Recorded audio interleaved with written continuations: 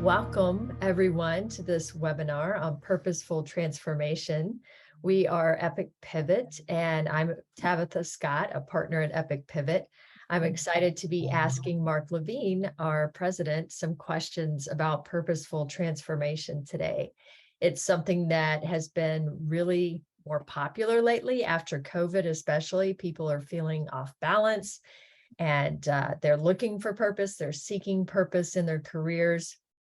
And so we're going to talk more about what does that even mean and how it benefits your business today. So with that, Mark, I guess the first question that I wanted to ask you is, why do organizations really need a purpose? You know, they make products and services. Isn't that their purpose? Why do they need a purpose anyway? Well, that is a great question, and it's one that many folks are asking these days, actually. There's been some backlash to the idea of purpose over the last few years. And in fact, I remember reading about Unilever's CEO earlier this year holding up a jar of mayonnaise and saying what its purpose was, which I unfortunately don't recall. And the shareholders saying, if you need to have a purpose for a jar of mayonnaise, you've clearly lost your way. But purpose, I think the point of that is not that we don't need purpose. It's that purpose doesn't apply to jars of mayonnaise and products specifically. It applies to organizations. It's a human-based concept. So we shouldn't be asking, does a jar of mayonnaise need a purpose? It should be, does Unilever need a purpose? And the answer to that would be definitely. As we exit the information age, there was the industrial age, then we went into the information age. Now many are calling this the human age. And you see all these, millennials and younger folks really saying, well, why do I need to get up and go to work every day? Is it just for a paycheck? Is it just for a career? And the answer is, it's got to have something more to it. Otherwise, it's really not compelling to go to work every day. You'll have better engagement with purpose. You'll have higher employee retention. Ultimately, it's been proven you'll have stronger, on average, financial performance and market share. If you're into ESG, and we'll talk about the different types of purpose, but you'll score better on that. But ultimately, that's what people want. People want purpose. Now, to that shareholder's point, purpose alone isn't going to make you a success. You still need innovative products and services. You need a strong growth strategy. You need top talent, you need to execute, but purpose is the why. And we'll get into the definition of that, I'm sure. But yeah, one last thing I'll say, though, is it's not easy to be a purpose-driven organization. It's really hard because it requires some sacrifices sometimes. It requires being true and authentic to who you are. So why do you need purpose? For many reasons, but again, purpose alone is not a cure-all. So you've told us a bit about why an organization might want a purpose. Could you say a little more about what do you mean by purpose? There's all sorts of things that come to mind when I think about purpose. And when you're defining it the way that you're talking about it to businesses, what do you mean by that? Yeah, so at Epic Pivot, we define purpose as how and why an organization creates value, right?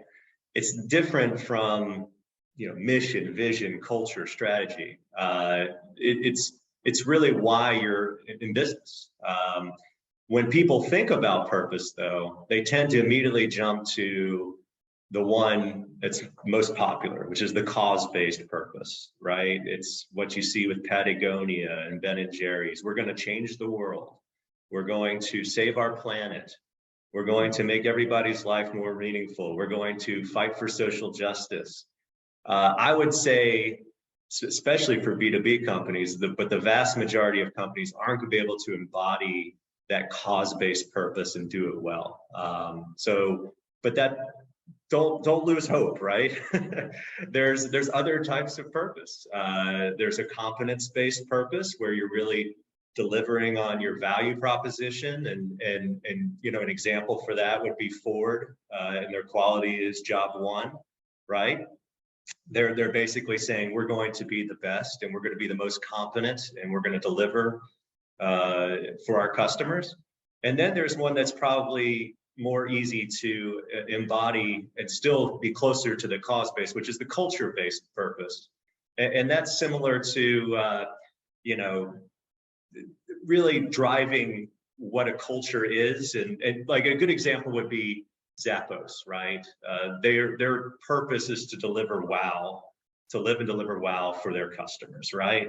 So their purpose is not a cause-based purpose, but it is something that still galvanizes their team, and they embody it in everything that they do, right? That's why they have time in and time out the strongest customer service scores every year. They live and deliver that wow. An example that we see, you know, we work with these mid-sized companies all the time in terms of embodying and applying purpose. An example would be a packaging company that we've been working with for many years. And, you know, they have been successful and they have a strong culture, but they didn't necessarily shout out to the hilltops, this is our purpose. And we had to uncover that purpose.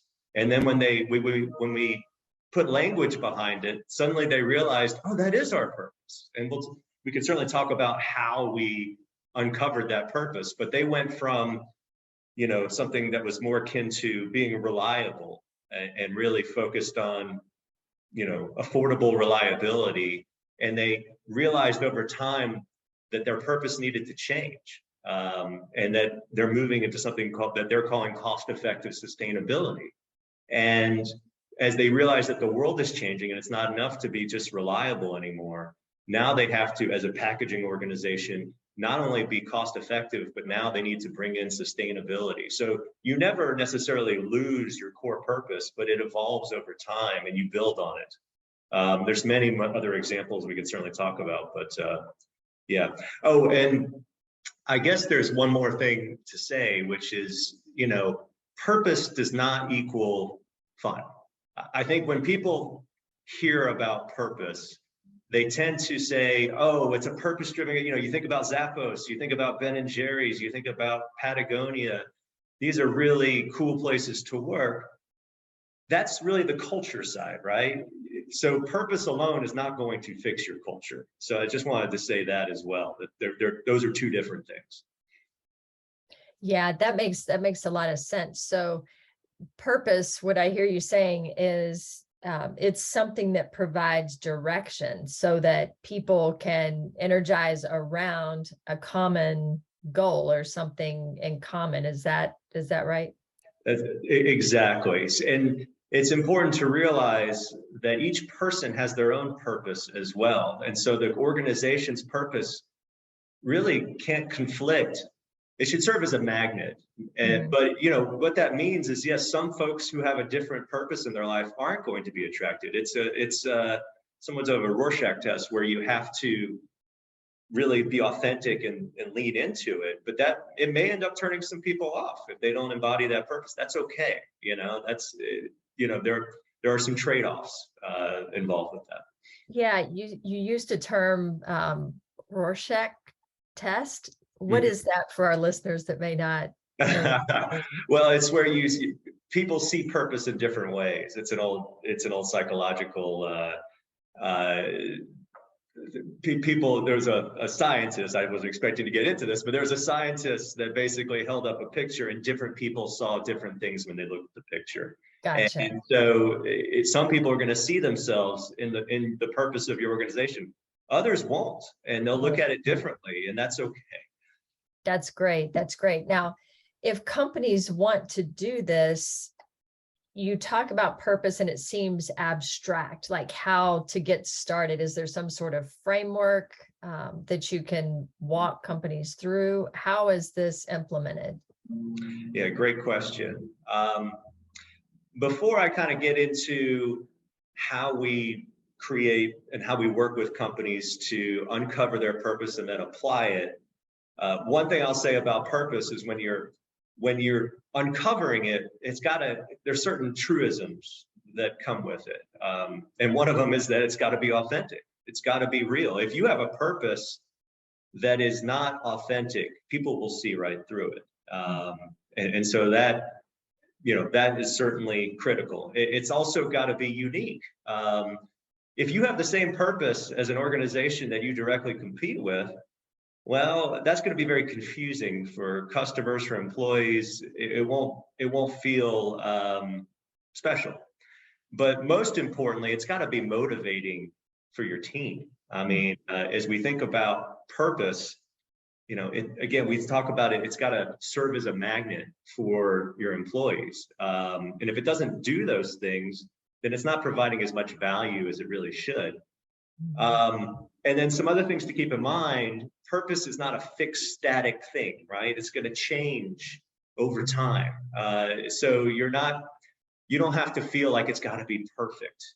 But as we talk about the process itself, and you can find this on our website, we've built a purposeful transformation framework, and it's really 3 major stages that we've broken it down into 6 steps. First, you have to discover or uncover your purpose. Then you pivot and you realize what changes need to be made. And then you embody it, you practice it. You lean into it by changing your organization to align with that purpose. And so it begins really it's both a top down and bottom up, right?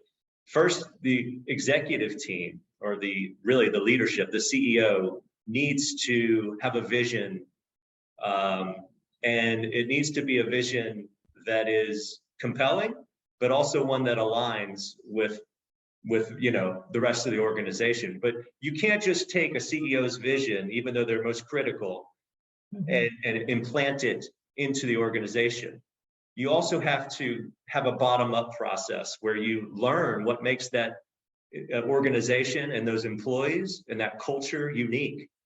And then you figure out, after you go through all that discovery, what some potential purposes might be. From there, you go into the pivot stage, which is where you align the executive team and they agree and really buy into wholesale, this is what our purpose is going to be. Because it won't be obvious, there'll be some choices to make. And from there, you have to map it to each part of the organization. And we can certainly talk about this. Purpose to strategy means something different than purpose to HR. People in HR are going to think about how purpose can be used to attract and retain employees. In strategy, they're going to think about how I use purpose to allocate resources. So those are very different things. So you have to map it to each function. And then finally, it's got to be something that is aligned and embodied throughout the organization. So you have to start changing the way the organization talks and behaves. And there's a couple of steps toward the end where we build a transformation office and we align everybody to that purpose. And we talk about what it means and what behaviors are going to change. And ultimately, we then practice and embody and that last step really involves some degree of change management, but more alignment around purpose. That makes sense. That makes sense. And for those of you who have just come in later in this conversation, our host has put up a transformation framework for purpose, as well as referenced some of the concepts that Mark Levine is talking about today.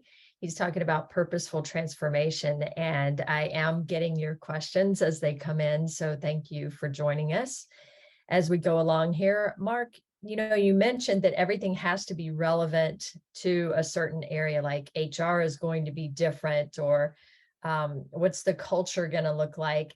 And I'm curious, are there certain conditions that must be met in advance for a purposeful transformation to work? Yes. Now, I'll say this, these conditions are not all equal, but the most important in my mind is that there's buy-in from the very top. If the CEO is not someone who truly is passionate about the purpose and enforces it and drives it home every day, then it probably won't take. It's got to be something that's reinforced and really sanctioned by not only the CEO, but the senior executive team. Without that, then it's really just, it's going to almost be lip service, I guess you could call it. Because the decisions that are made at the executive level must follow through on the purpose. And how people talk and behave needs to be, frankly, reinforced by the executive team as well. So that's most critical. Some others are culture is critical. You know, if you have an organization that isn't open to changing and that resists change, you're going to have a hard time embodying the change in purpose. And so ideally, it's not something that conflicts with the vast majority of the people in the organization. That's why it's so critical to align the individual purposes to the corporate purpose or the organization purpose. That makes sense. That makes a lot of sense. And then communication, I talked about reinforcement, you know, not just from the top, but at each level. There's got to be constant communication.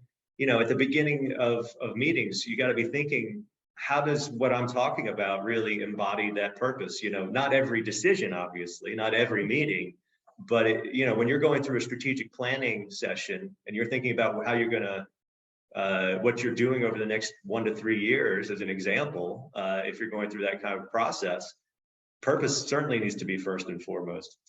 But the last point I'll make is this is hard. This is very hard work in the sense that you're asking people to change. And so flexibility is going to be critical. There's a good chance you're not going to end where you thought you would. You're going to have to embrace the journey. And if you have certain expectations at the beginning and you're fixated on those, that's going to be tough to overcome. You have to kind of go where the process takes you. So I'll say that flexibility would also be a key condition for success. Yeah, now you mentioned it, flexibility is one of the key indicators of success, but how can you tell if your purposeful transformation is working? Are there ways or things that you can do to measure or reflect upon that show that you're actually becoming a more purposeful workplace and culture? Great question. You know, I would say a lot of folks tend to think in terms of process and initiative and change management, right? We're a lot of business people are used to, here's our initiative, we're going to build a plan, and then we're going to go execute that plan. And it's hard to do that with change management. Because really what we're talking about is behavioral change. It's not an initiative. It's basically who you are as an organization. So it's not checking boxes. It's really starting to ask different questions as an organization and engage in different ways. So, you know, but if you really had to take a function by function look, you know, marketing and sales would probably say something like, is purpose helping me win new customers or retain customers or increase loyalty amongst customers? HR would be asking themselves, how is purpose helping me attract, engage, and retain employees? You know, strategy would be, you know, how am I allocating resources, and is purpose helping me do that in a way that is more effective? And if you're talking about, you know, corporate, just organization governance, and you're talking about things like ESG, and you do have, for instance, a cause-based purpose, are you moving forward on those ESG scorecard measurements? So, you know, metrics are going to be a challenge because they're going to be different for each organization, but you can look at yourself as a function and think about, okay, what does success look like? What should my future state look like as an organization that's driven now by purpose? There should be some change, and there should be some behavioral change involved with it. That's great. We have a few questions from participants that I'd like to cover now. One of them is, how can you apply purpose and activate it for a strategic advantage? Is there some way to apply purpose and make it an advantage for your company? Yes, and I believe that was the title of our talk, so that's a good question. um, yes, I talked about this a little bit earlier where we talk about applying purpose and how it's different for every function. Ultimately, where a lot of these long-term decisions get made is in the strategic planning process. And I know a lot of organizations that might be, listening to this now or in the future, they're not Fortune 500. They don't go through some months-long strategic planning process, which good for them. I don't wish that on anybody. But I'm kidding. But what I would say is that when you're thinking about the future, which all organizations do, purpose needs to be a filter that ultimately enables you to make strong decisions. So when you're activating purpose for strategic advantage, you're thinking about, okay, this is what makes me unique. This is what really is going to guide my decision making. Now, how can I take that purpose and use it in who I partner with, how I go to market, what my messaging is, how I put a position description out there in terms of which positions I'm putting in my organization and how I'm talking about those positions when I'm recruiting people. There's so many little decisions that purpose can be infused into, and ultimately you apply it in so many different ways. It almost becomes second nature. It's like asking yourself, how does who I am impact the decisions that I make? Well, after a while, it becomes innate, right? It's who you are. And so, I would say this stuff doesn't happen overnight, and there will be trade-offs. You cannot suddenly, now that you have a purpose, invest all your money in making yourself this huge purposeful organization. You're going to have to, for that packaging company I just mentioned earlier, they can't suddenly buy 100% recycled resin overnight because it's more expensive. But maybe they could start making smaller decisions that reduce the amount of plastic that are used in their packaging. Maybe they can think about ways to use post-recycled resin, and make that a strategic long-term lever where they're looking for sources of post-recycled resin to use so that they can claim that they're moving up each year in their, with their goals. So there's trade-offs. It's going to take time, but it's ultimately a part of who you are. That's great. That's great. Now, along those lines, I have a question here about how can you make sure everyone in the organization understands the purpose? So how do you get it, everywhere from the CEO to the office clerk? Yeah, that's a great question as well, because a lot of folks tend to have a launch event and they say, hey, we're now a purpose-driven organization, cue the balloons and confetti. And then if it's an event and then there's no after event, then people end up looking at themselves and say, well, that was great, now what? So it's not about the launch as much as it is about the process. That's why we have a process and not just a big launch event, because it takes months or years to infuse that purpose. Changing who you are, think about it. If you're going to change who you are as a person, does that happen overnight? Do you just claim to the world, I'm now a different person? No, you don't do that. You actually have. It would be nice if we could. Oh, it would be wonderful. It would be. So yeah, I mean, that's the whole point, right? That you need to reinforce it. And ultimately that requires a lot of communication. And what we usually try to strive to do is create someone internally, assign them the role of being the agent of behavioral change, the transformation office leader. Mm-hmm. And that person does not just go around shouting to the hilltops, here's what we're doing now. What they try to do is seed that change within each function and talk about how that change is going to take hold and what their next 90 days look like and what their next 180 days look like. Because it takes practice. That's why we have practice as the third stage. You have to continually practice. If I try to play basketball and I've never played basketball before and I practice one time, I'm not going to suddenly be a great basketball player. It takes a lot of practice, and then gradually over time you get better and better at it, and you start to realize how it's making a difference. Yeah, I love that concept of chief transformation officer. I wonder if there are any out there in companies yet, and what that will look like in the future. We have a question from someone who has just been through a merger, and their question is, it feels like things are going into a recession in the economy, and how can you maintain purpose if the economy is going down? How do you separate, or if, like in their case, they've recently gone through a merger, and so people are feeling a little bit down or off. So what can you advise there to not lose purpose?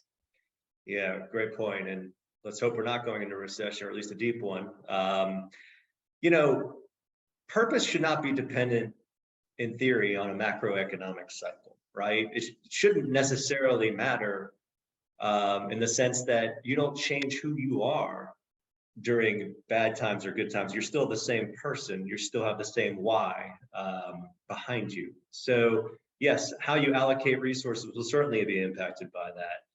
But ultimately, I think recessions are a great time to lean into purpose. Purpose is meant to serve as a magnet for top talent.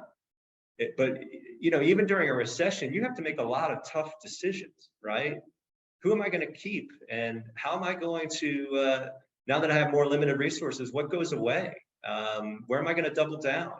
And purpose could really be that, helpful guide in ensuring you make the right decisions that really don't, they're not overly reactive, but really focused on the long term. And so it's a great North Star to keep in mind. It's not something that you really, you're not thinking about the next month or the next 2 months when you're thinking about purpose. You're thinking about years. You're thinking about who you are as a person, as an organization. So ultimately, it should make a huge difference. That sounds great. And if we have any other last questions, I'll pull in one last one. The last question that I have from our group, and in the chat, you can leave if you have any specific questions for Mark, feel free to target those to him. The other question that I have is, if a company decides to be purpose-driven, how can they use that as damage control? So I'm not sure I understand that. I'm thinking maybe they're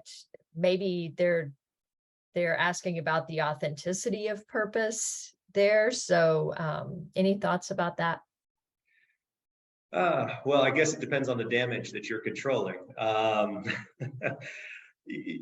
So purpose can provide a halo if used correctly and as authentic. Folks will look at an organization that's authentically embodying their purpose, and they'll look kindly upon that, right? This is an organization that's not just there for shareholder value. They're there to help the world, their people. They're there to make the best products, best services. They're there to innovate. So the type of damage, it can help with certain types of damage in the terms of, as an organization, did you do something that some folks disagreed with? Well, your halo will give you a little bit of pushback, I guess you could say, for folks that are looking to, take you to task for whatever that damage was. But yeah, I'd really have to know the type of damage that we're talking about to really be able to answer that with any specificity. Yeah, and I think that makes sense. If you are consistently driven by your purpose and doing positive things, then perhaps that helps if something damaging happens and people can see your transparency and your truth coming through day to day, and maybe that helps, as you're saying. So Mark, any last words for listeners? I appreciate you taking time to do this today, and I learned some new nuggets myself about purpose needing to be relevant to different groups. It's not going to be the same to HR as it is, a frontline worker. It's not going to be the same to the strategy officer. So that was a really interesting nugget that I learned today. And also, it doesn't necessarily have to have the woo of making everyone full of joy when they hear it or do it.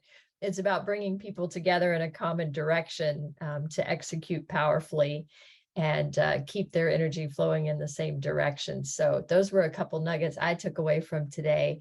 Thank you so much for your time. Is there any closing words you'd like to leave the listeners with? Yeah, I would just say in the business world specifically, everybody wants to do it the right way. This is how I was trained. There's a process, there's a Gantt chart.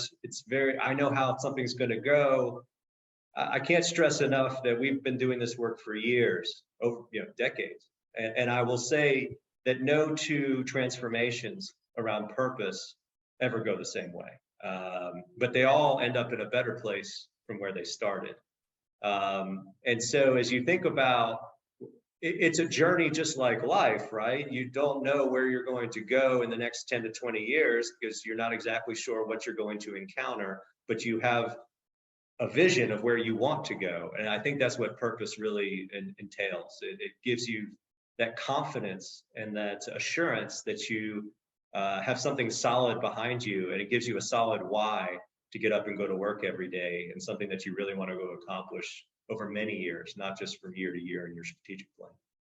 That's great. Well, thank you, Mark. We appreciate you being with everyone today and sharing about purpose. And we'll see you all next month with our Epic Pivot LinkedIn webinar series. Thanks again, Mark.